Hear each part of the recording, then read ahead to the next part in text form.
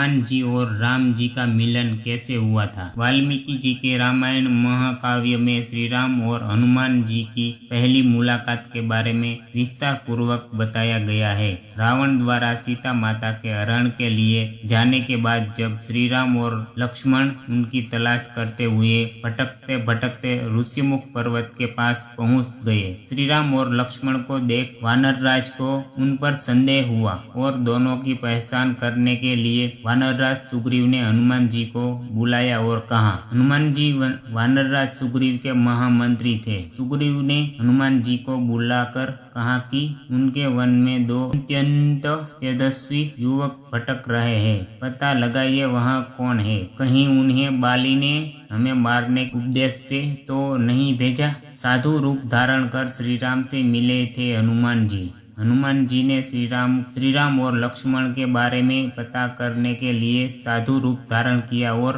राम लक्ष्मण के पास जाकर बोले, हे सुंदर मुख और गोरे शरीर वाले वीर, आप कौन हैं और यूं इस वन की कठोर भूमि पर अपने कोमल चरणों से क्यों चल रहे हैं। आप इस कड़ी धूप को सह रहे हैं। आप यहीं त्रिदेव में से कोई एक तो नहीं या आप नर नारायण हैं। हनुमान जी के विनय पूर्वक वचन सुन श्री राम लक्ष्मण ने अपना परिचय दिया। श्री राम का नाम सुनते ही हनुमान जी ने उनके शरण पकड़ लिए और प्रणाम कर उनकी स्तुति करने लगे। हनुमान जी ने बोले, प्रभु, वर्षों के बाद आपको तपस्वी के रूप में देखकर मैं आपको पहचान न सका। यह कहकर हनुमान जी अपने वास्तविक रूप में आ गए, जिसके बाद श्री राम ने उन्हें गले लगा लिया।